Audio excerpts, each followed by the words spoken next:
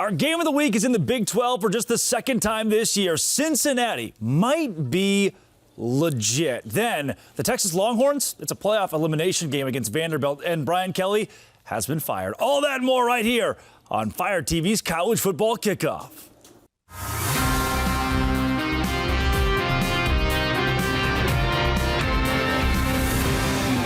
Welcome back to Fire TV's College Football Kickoff, presented by Coca-Cola. I'm your host, Drake Toll from Locked On Big 12 and the Savannah Bananas organization, and we're coming in hot from the heart of college football country in Dallas, Texas. On set with me, the former Tar Heel and Dallas Cowboy Jesse Holley, and filling in for Coach Gary Patterson, former Notre Dame color commentator and Houston Oilers running back Alan Pinkett. Every week throughout the college football season, we'll be right here breaking down the matchups, the moments, the madness with expert analysis from across the nation. Look for new episodes every Thursday on your Fire TV and Echo Show devices. This is your all-access pass to the week ahead in college football. Let's kick it off. Alan, welcome to the madness. Happy to be here. Another coach got fired. We fired. No, I'm playing. We didn't fire Coach. We're glad to have you, Alan. We're glad to have you, man. Alan's the Notre Dame guy, so certainly he'll talk about the LSU coach Brian Kelly being fired. In the meantime, that LSU team is out of the top 25 altogether. Let's go there now with our rankings report. Unchanged in the top 6. The AP top 10 so far through this 8 games of college football still has Vanderbilt, Georgia Tech. Now BYU is kind of there, 11 top 10 teams.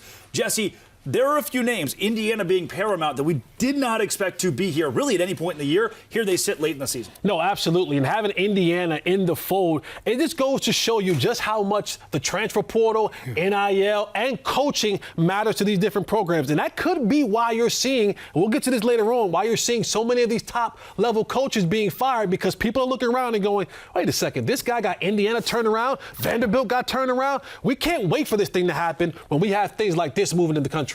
Well, I think all the teams that are there deserve to be there. They've played good football. Was impressed by Ole Miss coming up in the rankings, but Ohio State, they still continue to be, I think, the darling of the year. Let's check out the rest of the rankings. Notre Dame, Allen, number 12 in the country right now. They've once again positioned themselves right there for the college football playoff. The committee will give their first ranking next week. That's going to be so key, especially on our show. Do you think, Allen, Notre Dame is as good as advertised a playoff team? Well, I use my eyes, as a way to measure, and they look really, really good. And you do have to consider that they had 2 quality losses, but it puts me in a position now where I have to cheer for those teams that beat them, which is kind of hard to do. I've never cheered for USC before in my life. Are you surprised, Allen, to not see Navy, who is unbeaten right now, in the top 25?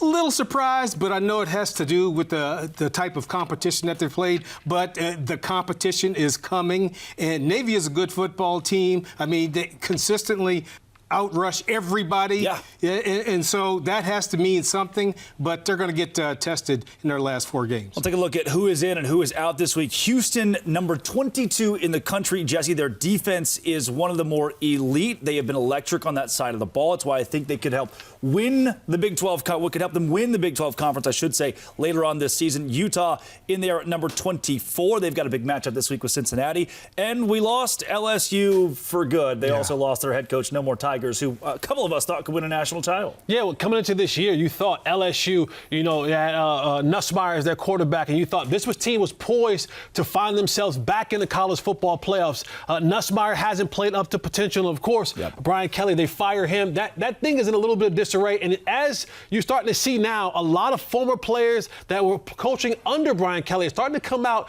and tell you just how this thing wasn't as good as we thought it was from the inside out. Yeah, we'll talk a lot about that later on in the show with Alan as well.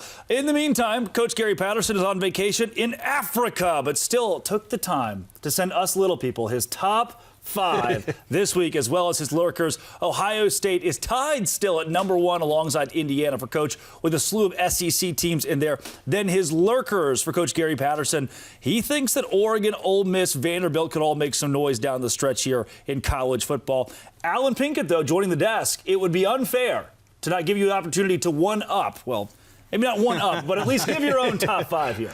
Well, I actually have in my top 5 Texas A&M at number 2, and the reason I do is because I think winning at Tiger Stadium, Death Valley, at night against LSU, but I just value the win that Texas A&M had, and I think they are a potential number 1. Indiana goes on the road and beats Oregon, Jesse, but Allen thinks that the road win against LSU is more impressive.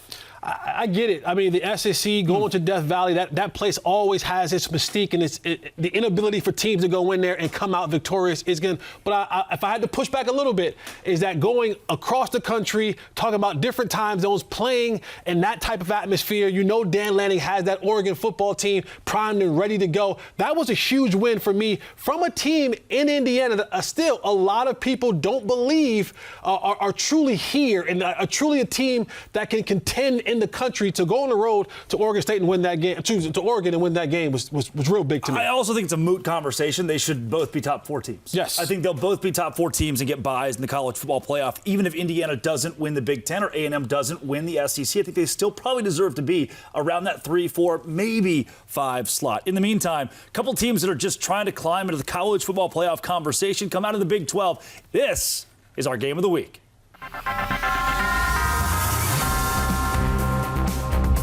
It's our game of the week here on College Football Kickoff, presented by Coca-Cola. They are the experts on these two teams. Jeff Carr of Locked On Bearcats, JT Wistersill of Locked On Utes, talking all things Utah and Cincinnati. This is like reminiscent in my brain of what a 1991 Holiday Bowl would have been. These two teams have never competed in the sport of college football before until this weekend, and College Game Day will be on site. It's our game of the week. We'll start with you, Jeff. Brennan Sorsby? He's in the top 10 of the Heisman race right now. You might have a Heisman contending quarterback playing a Utah team that might be without their starting quarterback. Efficiency and the fact that he's a dual threat guy. I mean, he is a true passing threat and a true rushing threat. You cannot defend against just one part of his game. And the turnover-worthy plays have been so low this season. It's been impressive to watch him work. Yeah, Brennan Sorsby is maybe the most underrated quarterback in the country, certainly not getting a lot of national attention, probably deserves that. JT Wistersill, early in the year, I think we heard more about Devin Dampier than we're hearing right now, and maybe a piece of that is because Bird Ficklin, the freshman, walked through the doors last week and was electric for Utah against Colorado. Does it matter who the quarterback is for the Utes in this game? It definitely does. When you look at what Devin Dampier has meant for this team, it's still hard to quantify because of his rushing abilities. And Bird Ficklin, yes, he did it last week, but that was not a good Buffs team. I mean, and also, the Utah defense is playing good at the right time right now. Sorsby's a really talented quarterback. Utah held Colorado to negative 18 yards in the first half last week. This is a top 10 defense in sacks. And the last couple Big 12 home games that Utah's seen opponents, they're outscoring their last 2 opponents in those games 95-17. So thankfully, this isn't going to fall on a true freshman in Bird Ficklin. I don't think it matters who the quarterback is. Utah's going to have a good chance on Saturday, hence why they are 10.5-point favorites right now. Yeah. Jeff, Cincinnati is undefeated in Big 12 play. They control their own destiny in the conference. Give me a brief synopsis and a final score of this game.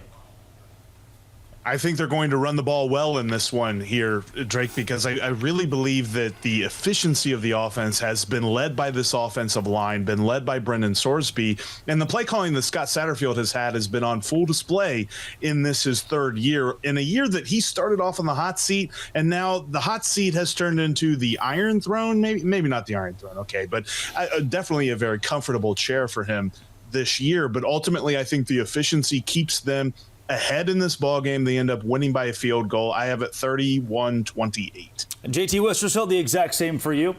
Yeah, I think this is a Utah team. They're hitting their stride at the right time. They are one of just 4 teams in the country. Atmosphere that is Rice-Eccles Stadium at night, I believe, will overcome whoever is that starting quarterback if it ends up being a true freshman. Dampier or Ficklin, it won't matter. I'm going to roll with the Utah Utes to win this one, 27-20. Injuries on both sides, a late night start. This is a funky game in the Big 12 and the biggest game in college football this week. Jeff Carr, JT Wistersill, our 2 experts from Locked On Bearcats and Locked On Utes, all things Cincinnati and Utah. Thank you guys, and thank you for being a passionate fan. We know that pomp and the circumstance makes you work up a thirst. Fan work is thirsty work. Enjoy a refreshing Coca-Cola. Hey.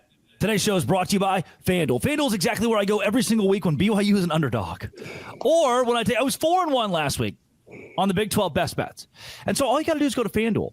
And every Thursday, you see the Big 12 best bets come up on your feed, and you say, I'm going to click on that. And then you can go play those at FanDuel. And right now, if you go to FanDuel and put $5 on a bet, and that bet hits, you get $300 in bonus bets. And one of the best situations that has anything to do with FanDuel is the fact that the NBA season is here. When the NBA back, that's like live same-game parlays. Like, I'm not a big NBA guy, but I can be a big NBA guy when I say, hey, Cooper Flag under 22 points. And then he goes under 22 points, and I win money. It keeps the game exciting. Right now, new FanDuel customers, again, can get those $300 in bonus bets when your first $5 bet hits. Head to FanDuel.com to sign up and play your game with FanDuel, the official sports betting partner of the NBA. It's FanDuel.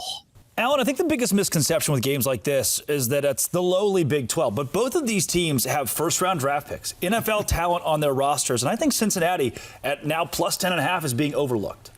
Yeah, and I think that I've never seen a team that's been more under the radar winning 7 games in a row. Yeah. And when I think of Cincinnati, I look at the quarterback, Sorsby, and the thing that impresses me the most, because you can look at stats don't always tell the entire story, but this guy has 1 interception.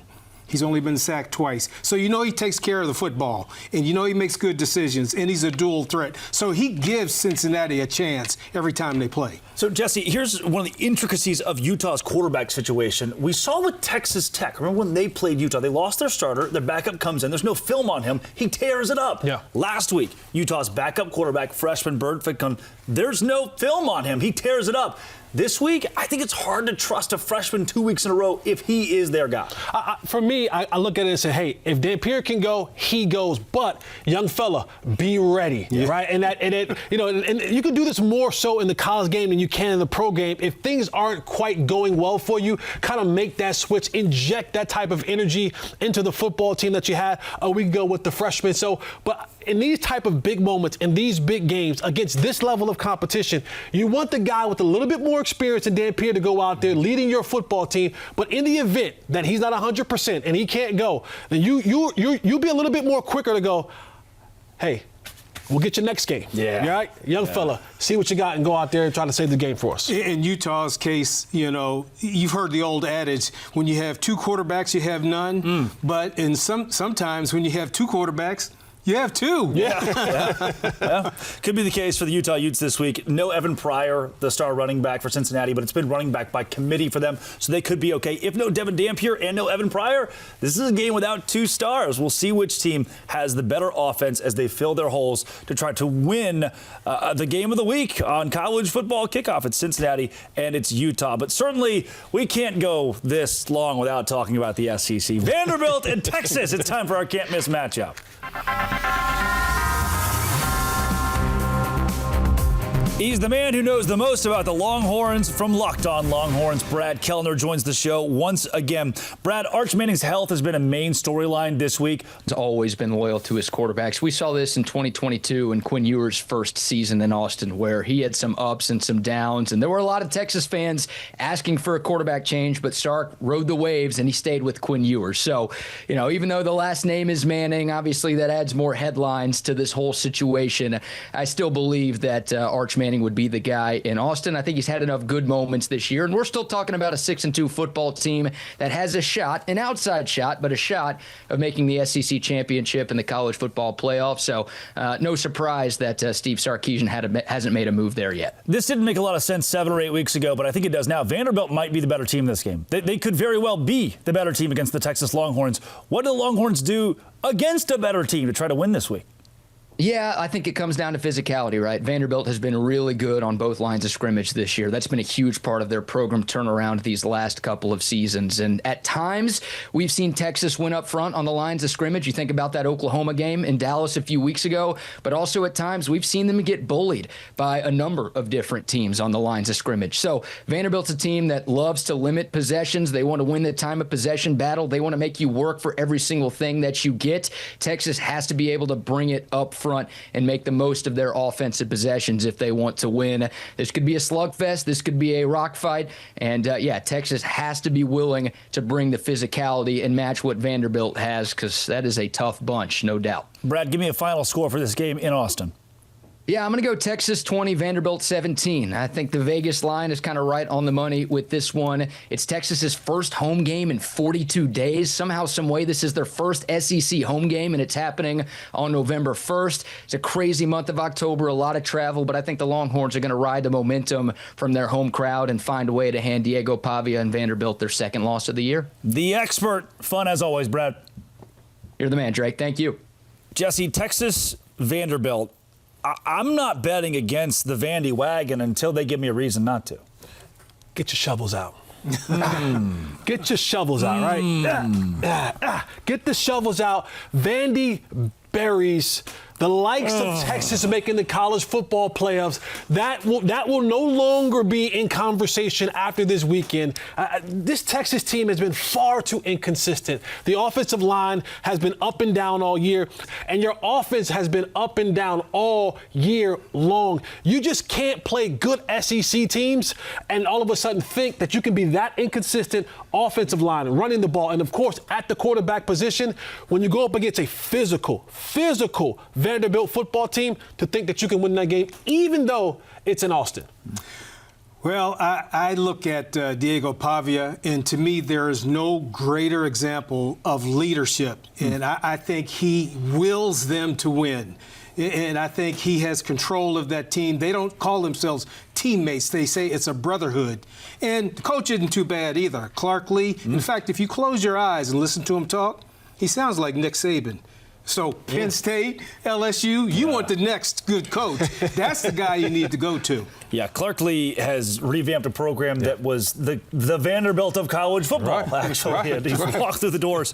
And I think that's a big reason. Vanderbilt to Indiana, Georgia Tech, you mentioned this earlier, Jesse, on why these coaches are on the hot seat at the top of college football. Steve Sarkisian with a loss here. Folks in Texas, down in Austin, are going to start asking those questions. Is he the guy? Is he the answer? And that leads me to one man, two initials, Brian Kelly, former head coach at Notre Dame, went to the national championship. His overall record is stupendous. He goes to LSU, and he's 34-14. So why on earth, Alan, would a guy who you've been around a lot when you were spending your days at Notre Dame as a radio color analyst, why on earth would Brian Kelly already be fired? Well, I'll tell you a story. I had the fortune to do the radio for Notre Dame, and I covered much of Brian Kelly's tenure. I did it for 17 years, and Coach Kelly was there. He was always good to me, but he left Notre Dame because he felt that he had a better chance at winning a national championship at LSU. Now, some of the sentiment around the building was he did not like that he couldn't change the academic requirements for the students, and there were also some issues about he wanted some extra buildings built on campus and wasn't able to get that. And so he went to LSU, and I was a little disappointed, but I wasn't mad at him because they offered him a ton of money, and I will never begrudge someone for going for the money. The thing that I find ironic is his replacement, Marcus Freeman, embraced the academic requirements, embraced the culture at Notre Dame. And how ironic that last year he plays for a national championship and Coach Kelly lost 4 games. The thing that comes to mind for me, because we're talking about these coaches getting fired, we also have to talk about coaches that are going to be retained. So I'm wondering, is there a number out there that Marcus Freeman would leave Notre Dame for? That's a good question. Like Brian Kelly's on the market, Mike Gundy's on the market, James Franklin, these long-tenured big names in college football. My question, Jesse, a lot of people brought it up since day one at that press conference where he said, family, the Southern accent, right? It wasn't a very good first impression. Right. The awkward photo shoot with the spinning thing. Yeah. And if Brian Kelly was this nice stand-up guy that everybody loves like Marcus Freeman, would he have bought himself more time in Baton Rouge for being less controversial? I think yes. I think the answer is yes, because being likable goes a long way. When you're snarky with players and families and alumni and donors and all that kind of stuff, snarky with the media and every cream of the crop, the top dog. And when you're not being talked like that and you're not a coach that people actually like, your leash gets shorter and shorter and shorter to finally, they just unhooked that thing, and Brian Kelly's out the door. It never really felt like an LSU Tiger. And they're not really losing an LSU Tiger. They're losing Brian Kelly. We'll see where he lands next in college football. In the meantime, though, Matt Moscona of Locked On LSU had some very keen thoughts on the head Tiger being no more. So when the head coach says we're taking receipts, we'll see you at the national championship, and then asks for fan and booster support for NIL, even doing the $1 million match. Remember, Brian Kelly himself put $1 million of his own money into this roster. Okay. So however you want to phrase it, the man put his money where his mouth is. He put $1 million of his own money into this. And then they went all in the transfer portal. They signed the #1 portal class in the country. I've been very transparent with you when I've had numbers and shared them with you. You don't need me to tell you anything off the record. Brian Kelly said on the record, $18 million is what they spent on this roster.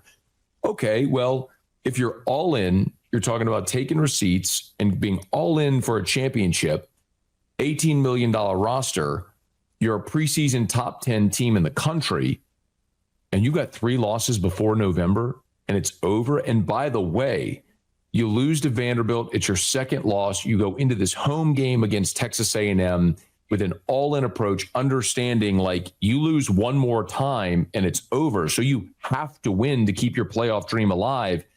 And you're up 18-14 at half, and then you are blitzkrieg 21-0 in the third quarter. You lose the second half 35-7. The fans empty out. The A&M crowd takes over. The team leaves the field. Frank Wilson has to bring some guys back out to do the alma mater. Kelly, who had left, then comes back out. I mean, it was a total mess. Yeah, Alan, very clear stuff from Moscona there that Brian Kelly's last game was the quick nail in the coffin.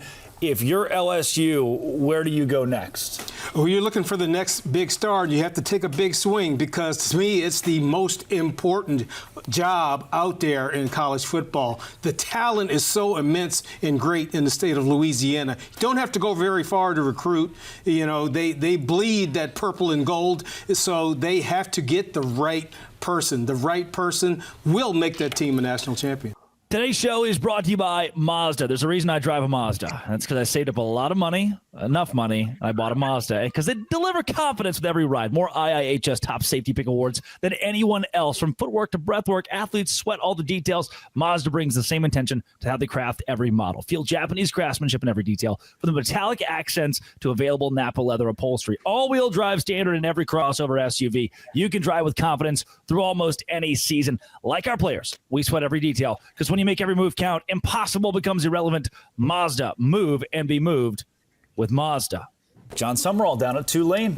He's a Louisiana guy, or at least fits the vibe enough. He could be the next head man at LSU. In the meantime, we haven't talked enough about a massive game from the group of 5 ranks, Navy and North Texas. That is our lock of the week. Thanks, Drake. Another crazy college football weekend behind us, and looking forward to another one coming up Saturday. Lee Sterling looking to go 6-3 on these locks. Now another lock of the day.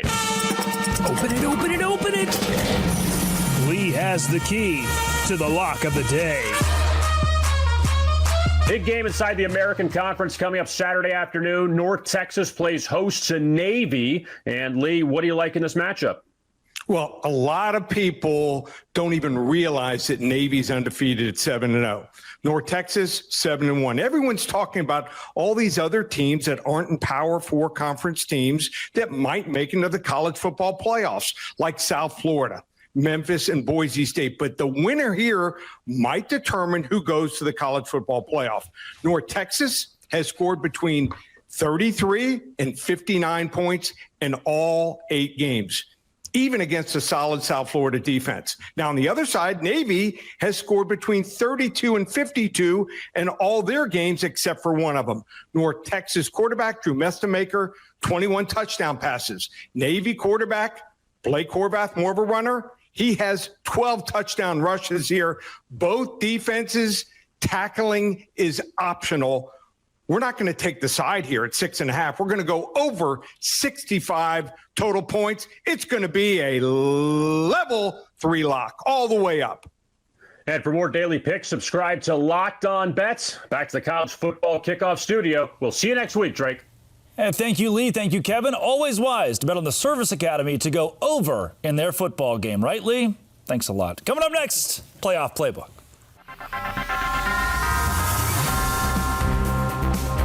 Some of the biggest games we have not gotten to yet are here in our Playoff Playbook. It's the world's largest American beer cocktail party in the USA, Georgia and Florida. Maybe outside. The outdoor, that's correct. Maybe the longest name for a rivalry, but Jesse, in rivalry games, weird things happen. No, it absolutely does. And we look at this game, Georgia versus Florida. Florida has the talent. We're talking now the post-Billy Napier era, but Georgia may be the best second-half football team in the country. They don't have all of the name recognition stars that they've had in the past, but this team is gritty, it is tough, and you have to put them away because if you let Georgia hang around, they find a way to win at the end in the second half of football. Clint Chambliss, Locked On Bulldogs. Will the Bulldogs win? Georgia will absolutely take the cocktail party. And it's for two simple reasons. One, Florida's defense is just bad. I mean, historically bad. I mean, for all metrics and efficiency purposes, somewhere between 90 and 100 nationally in college football. And it doesn't get better as the season goes on. It actually gets worse against ranked opponents. It's worse. Their third down efficiency is far worse. Away from the swamp, it goes down to allowing teams to convert or stopping on defense 17% of third downs. That's not good for Florida. The second reason that Georgia is going to roll in this game, it's two words, two simple words: Gunnar Stockton. He is a Heisman candidate. If he's not, it's a crying shame because metrically, he is the most efficient passer in the SEC. His turnover-worthy throws are next to nothing. This guy is a baller and gets it done. Two reasons. Florida's defense is bad. Gunnar Stockton is the man. That's why Georgia rolls in the cocktail party. And that's why you're the man, Clint Chambliss. Thank you very much. Alan, number 18, Oklahoma at number 14, Tennessee this week. The loser is done. Yeah, pretty much an elimination game than Ole Miss had. So I expect Tennessee to have their way with this team. And keep in mind, they're going to be more inspired because they're wearing the all-black jerseys. OU was number 6 in the country a couple weekends ago. Wow, how quickly the mighty can fall. Penn State, Ohio State. I'm going to keep it with you, Alan. You're the Big Ten guy. Any chance that there's that? You know how like you're in school and you're dissecting a frog and the muscles twitch every now they twitch every now and then. Any chance Penn State's muscles twitch here? Well, feel bad for Penn State. What are you showing them over here? Ohio State by 1 million. That's what I'm showing them. I'm showing Alan, listen, just say this right here. Ohio State by 1 million. Yeah, you know, I feel bad for Penn State. My son graduated from Penn State, by the way, so I sort of have to cheer for them. But I'm so impressed with Ohio State. They lose 8 guys on defense to the NFL, and they keep rolling. The thing I would say, though, they get Matt Patricia, but it's not just the coaching, all right? You know how they say it's not the X's and O's, it's the Jimmies and Joes. And they got, they got the Jimmies and Joes, though. That's good stuff. Number 10, Miami at SMU. We'll go to our ACC expert. Jesse, conversely, so here's the problem. In the SEC, you can lose 2 games, still go to the college football playoff. Yep. If Miami loses at SMU, this might be an elimination game for the Canes. It could be. But here's the thing. I think that Miami is the far superior team. And I know that they're coming on the road. They'll be here in Dallas, Texas. And some people may think this is a sneaky game. But here's the thing about Jennings, what he's getting ready to face. He's getting ready to face a defensive front in the Miami Hurricanes that he has not seen at all this year. And so once Miami starts getting after Jennings, he tries to be a scrambler. He tries to be a playmaker. But that defensive front is just so good with Miami, led by Reuben Bain Jr., that's going to be a lot for SMU to handle. Yeah, it was a quote last season from Desmond Howard when they got to the Arizona State-Kansas State game on game day. He said, why are we even picking this one? Number 13, Texas Tech at Kansas State, who's lucky to be 500. Kansas State's playing better football. Alan, I want to pitch this one to you. Has there been a time as an athlete where the team starts slow, season starts slow, not much to play for, But from game 8 on, you can be that home record, that season record, because Kansas State looks like that. Did you ever feel like as a player you had those opportunities? Oh, definitely. I've had it. You know, once you gain momentum, momentum in college football is a real thing. It's you get that confidence, and it's hard to stop you. So I think Kansas State has found something that works, because it was a dreadful start to the beginning of the season. But once you find that little niche and that thing that works, you know, it's like a drug. You want to keep winning. It feels good to keep winning. So they have found it. And keep in mind now, they have beaten Texas Tech 8 straight times. Yeah, they're in Manhattan, Jesse. Kansas State's blowing people out. Yeah. Texas Tech, this is an elimination game for them. No, it's going to be a really big game. It's one of those things, look at, is this a trap game for Texas Tech? Because you look at Kansas State, and for Texas Tech coming off, you know, that loss that they had against Arizona State, this is big business for Texas Tech. And for Kansas State quarterback Avery Johnson, if he's going to make this a game, he's going to have to be a guy that stays on schedule, and then when he goes to create off script, he has to be successful, because that defensive front of Texas Tech will be after him all day long. But they are in Manhattan, and spooky things happen in Manhattan for Kansas State. That'll be interesting. I'll have my eyes on this one, as will Casey Cowan of Locked On Texas Tech. Casey, can the Red Raiders get it done? Casey Cowan here from Locked On Texas Tech. Big one for the Red Raiders on the road from Manhattan. Tech can get a win if they're equal or better, number one, in the turnover margin. Cannot be giving it away to K-State, as the Wildcats have made so much hay recently, taking the football away, and you better get back to getting busy to taking it away yourself. Number two, get the ground game going again. Cameron Dickey and Jacoby Williams have got to get back online, and that actually starts with the return of the Red Raiders starting quarterback, Baron Morton. Playing smart, not necessarily safe, but of course deferring to some of the skill position players that he's got around him will pave a path to a Red Raider victory in Manhattan. Casey Cowan, live from being an extra on No Country for Old Men 2. Yellowstone. Lost in New York. That's a wrap on this week's College Football Kickoff presented by Coca-Cola. But this season we have so much to go. You guys, we're not even halfway done with the college football season when you consider the national championship being in January. Next week, though, BYU can cement their case for the college football playoff against Texas Tech. Plus, another huge matchup for the SEC, A&M and Missouri. Same time, same set, same unapologetic football energy, and a big thanks to Alan Pinkett and Jesse Holley for bringing the heat, and to you for riding shotgun with us. Enjoy all the action this weekend. Stay locked in, stay fired up. We'll see you next Thursday right here on Fire TV.